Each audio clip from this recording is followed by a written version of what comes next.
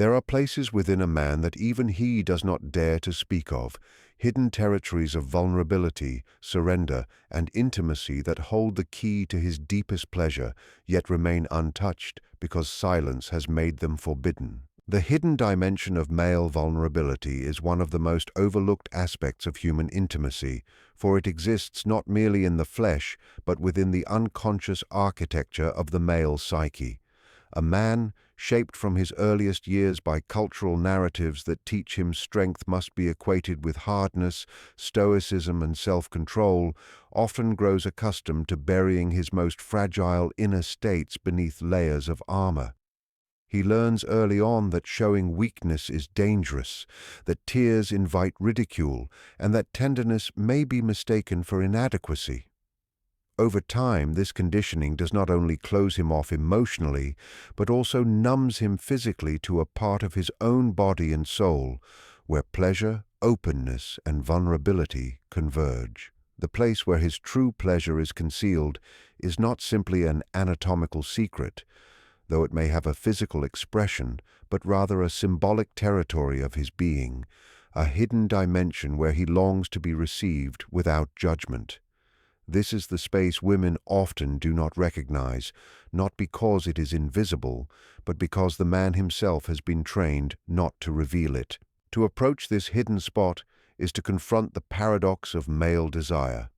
Outwardly, he may appear strong, confident, and even detached, yet beneath this exterior rests an unspoken hunger for surrender.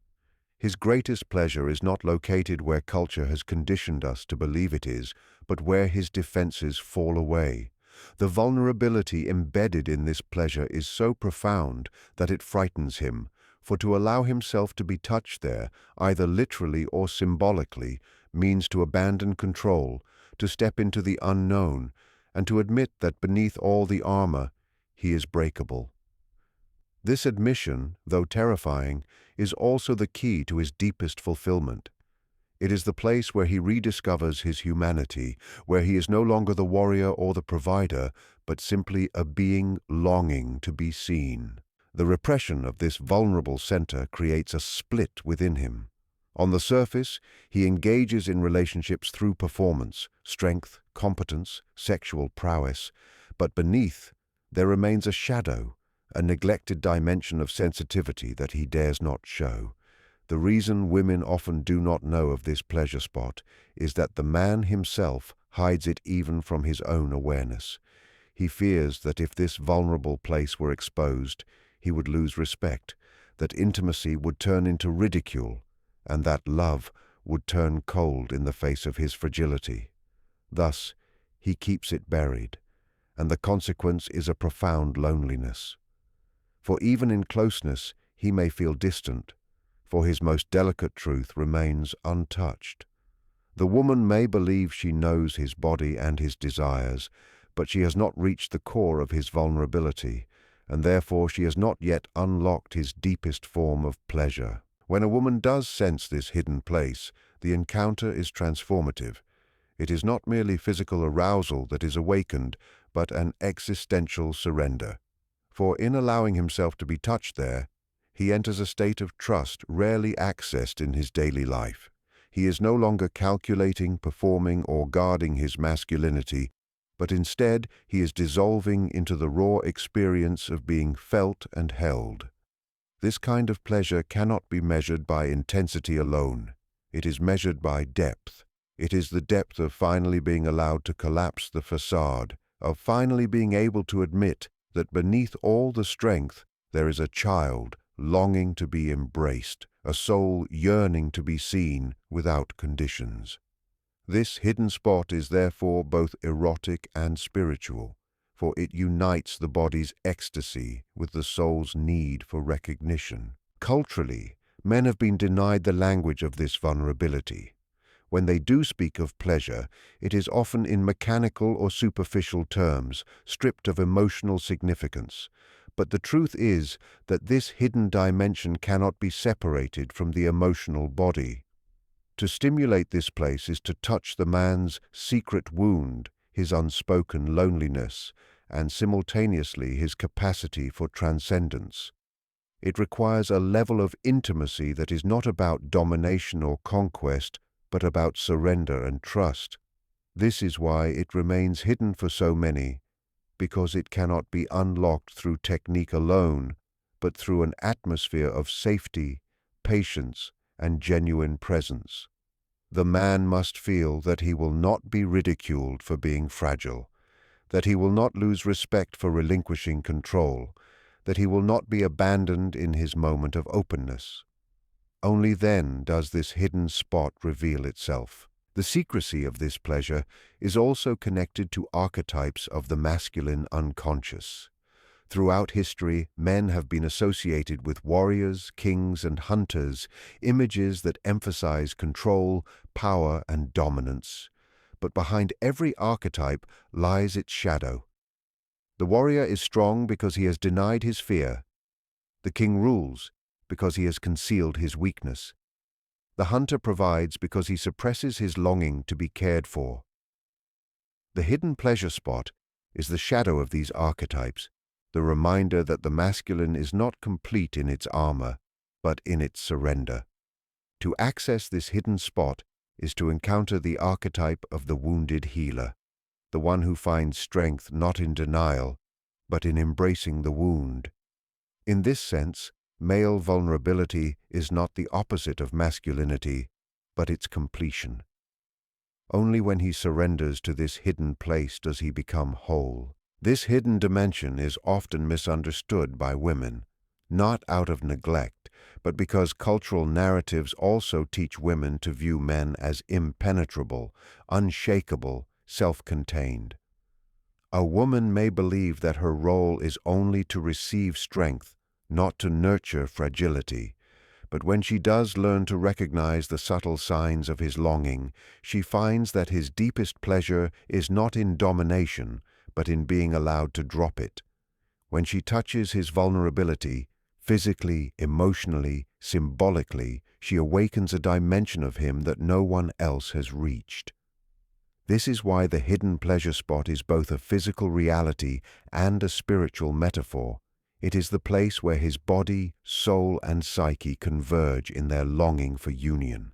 It is the secret passage into intimacy, the place where pleasure and vulnerability are not separate, but one. And though it remains hidden from most, it is there, waiting, longing to be touched, not merely by hands, but by understanding. The union of power and surrender within male pleasure is a paradox that carries with it layers of meaning far beyond the purely physical realm.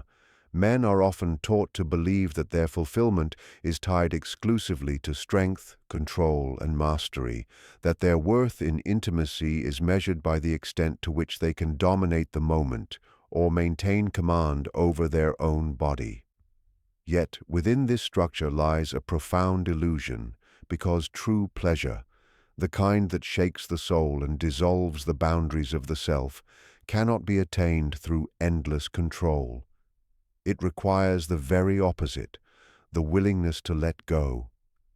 The most hidden and intense point of male pleasure, both anatomically and symbolically, is located where power is transformed into surrender, where a man lays down the armor of his role and steps into the vulnerable truth of his being. In this surrender, he discovers not weakness, but the most profound form of strength, for it is here that he encounters the totality of his humanity. The paradox is that power is often mistaken for rigidity, as though holding oneself firm against the flow of intimacy ensures fulfillment. But in truth, rigidity dulls sensation and creates distance from the raw experience of desire. The body itself teaches this lesson, for its most sensitive points are not those layered with hardness, but those that yield when touched. Male pleasure, at its highest intensity, emerges in the places where yielding and surrender become unavoidable. It is not in the hardness of control, but in the softness of release that ecstasy is born. Yet for many men this truth is terrifying. To surrender means to risk humiliation, to admit vulnerability, to step into a place where another has access to the deepest part of their being. For someone conditioned to equate masculinity with control, such surrender can feel like a loss of identity. And yet, it is only through such loss that he gains the possibility of transcendence. The cultural archetype of the male lover often portrays him as the active force, the one who takes, who conquers, who moves outward in pursuit of pleasure. Rarely is he imagined as the one who yields, who receives, who allows himself to be entered not only physically, but emotionally. This imbalance creates a blindness to the truth that his deepest point of pleasure rests in surrender, not conquest. To touch this hidden place within him is to invite him into a different mode of being, where intimacy is not performance, but dissolution. Here, pleasure transforms into something greater than sensation. It becomes an encounter with the unknown, with the sacred, with the dimension of self that can only be accessed when control falls away. What makes this union so powerful is not that surrender replaces power, but that both meet and intertwine. It is the paradoxical union of masculine strength and childlike openness, of primal energy and spiritual transcendence, all condensed into one experience. At the moment of surrender, something fundamental shifts in the psyche. The man no longer relates to his partner as the one who must always give, protect, or dominate. Instead, he allows himself to be received, to trust that the other will not exploit his openness. This trust becomes the foundation for ecstasy, because only in such safety can the body truly let go of its defenses. The hidden pleasure spot symbolizes this dynamic perfectly, for it is a place that demands yielding. To allow it to be awakened is to accept a temporary death of the ego, the relinquishing of the false self that thrives on control, so that the true self may emerge. In that moment, he is no longer the provider or the warrior, but a soul suspended in pure sensation, a being immersed in the fullness of intimacy. The experience is so overwhelming precisely because it contradicts the usual conditioning. It is the very act of losing control that delivers the greatest pleasure. This union of power and surrender also carries within it profound spiritual resonance. In many ancient traditions, the highest form of love or ecstasy is described as the merging of opposites, the active and the passive, the masculine and the feminine, the conscious and the unconscious. Male pleasure, when reduced to dominance, misses this higher union. But when it reaches into surrender, it mirrors the archetype of wholeness, the reconciliation of dualities. The man does not cease to be powerful when he surrenders. Rather, his power is elevated, transfigured, because it is no longer rigid and defensive, but fluid and expansive. He learns that to be touched in his most hidden place is not to be diminished, but to be completed. This is the point where sexuality ceases to be mere instinct and rises into the realm of the symbolic, the sacred, the transformative. The fear of this surrender remains the greatest barrier. Many men avoid exploring this aspect of themselves because they equate surrender with shame or loss of masculinity. Yet the truth is that this surrender does not erase manhood, but deepens it. To admit vulnerability, to open oneself to being touched in ways that bypass control, is not weakness, but courage. It requires more bravery to surrender than to dominate, more strength to open than to remain closed. And in this opening, he discovers pleasure that surpasses all previous measures, because it is pleasure fused with authenticity, trust, and intimacy. It is no longer pleasure built on performance or control, but pleasure that emerges from the collapse of all boundaries between self and other. The hidden pleasure spot thus symbolizes a universal truth, that ecstasy is not born from tightening the grip on power, but from releasing it. The male body, like the male soul, reveals its deepest secrets only when it is allowed to surrender. This union of power and surrender is not simply a physical revelation but an existential one, teaching him that the fullness of pleasure, intimacy, and connection is not achieved in dominance but in trust, not in holding on but in letting go. In surrender, power does not vanish, it transforms. It becomes the kind of power that no longer seeks to control the world but to merge with it, the kind of strength that arises not from hardness but from openness. And in that union, the man discovers not only the height of physical ecstasy, but also the depth of his own humanity. The forgotten path to emotional intimacy in the realm of male pleasure is one of the most profound yet overlooked aspects of human connection. When people think of intimacy, they often reduce it to physical closeness, a moment of touch or passion that fulfills desire on the surface. Yet for men, there exists a hidden passageway where pleasure transcends the body and opens into a dimension of deep emotional trust. This path is often neglected, not because it lacks importance, but because it is shrouded in silence, buried under cultural narratives that teach men to separate their physical experiences from their emotional core. The most secret pleasure spot of a man is not merely a matter of anatomy, but a symbolic threshold where body and soul intertwine, where vulnerability becomes the key to unlocking a kind of intimacy that is far richer than mere sensation. This is why so many women may not know of it, and so many men remain afraid to admit it. For to enter this forgotten path requires both to step into territory where defenses fall and masks dissolve. At the heart of this path lies the recognition that male pleasure is not purely physical but profoundly emotional. To awaken his most hidden point of pleasure is not just to stimulate his body, but to pierce through the walls he has built around his heart.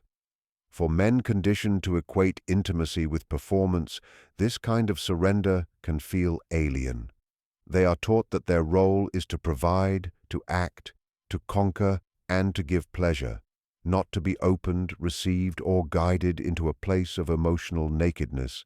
Yet this is precisely what the forgotten path demands, the willingness to abandon the safety of roles and step into the rawness of being touched at the core.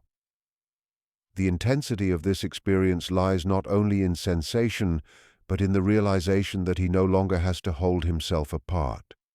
The hidden spot becomes a gateway, a symbolic opening where the man discovers he can merge not only physically, but emotionally with another. When this dimension is reached, intimacy shifts from something fleeting to something transcendent.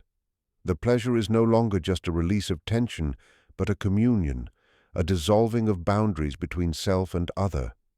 In that moment, the man is not merely experiencing touch, he is experiencing being seen, accepted, and embraced in his most vulnerable state. This is why the forgotten path is so powerful, because it carries with it the potential for healing. It is not uncommon for men to carry silent wounds, loneliness, unspoken fears, unmet emotional needs that remain hidden beneath their exterior of control. When this hidden place is awakened, it does more than excite the body. It touches those silent wounds with presence and care. It tells him that his fragility is not shameful, that his need to be held is not weakness, and that intimacy is not a test of dominance, but a journey into trust. The difficulty lies in the fact that this path is rarely spoken of. Conversations around male pleasure often remain superficial, focusing only on physical satisfaction without acknowledging the layers of emotional significance beneath it. Because of this silence, men themselves may not fully understand their longing for this depth. They may feel it as a nameless yearning, an emptiness even in the midst of pleasure, a sense that something vital is missing. That missing piece is the union of sensation with emotional intimacy, the forgotten path that transforms a fleeting encounter into a sacred experience. Women too may be unaware of this need, believing that men do not seek such intimacy, or assuming that their role is only to receive strength rather than nurture vulnerability. Yet when both partners awaken to the reality of this path, their connection reaches dimensions that words can scarcely capture. This forgotten path also speaks to the larger dynamics of human relationships. In every individual, there exists a desire not just to be touched physically, but to be touched in the depths of the soul. The male hidden spot symbolizes this universal truth. It reminds us that real intimacy is not about control or performance, but about the courage to open oneself entirely. For a man to allow his most hidden pleasure to be explored, he must let go of the fear that his fragility will be rejected. He must risk being seen without armor, without pretense. And in doing so, he discovers a form of intimacy that is infinitely richer than the superficial roles he has been taught to play. It is intimacy as union, intimacy as healing, intimacy as recognition of the wholeness of self. In this sense, the forgotten path is not only about erotic pleasure, but about psychological and spiritual integration. It reveals to a man that he is not divided into separate parts, body here, emotions there, mind somewhere else, but that his entire being is interconnected. When this hidden place is touched, the body speaks the language of the soul. Pleasure becomes more than sensation. It becomes revelation.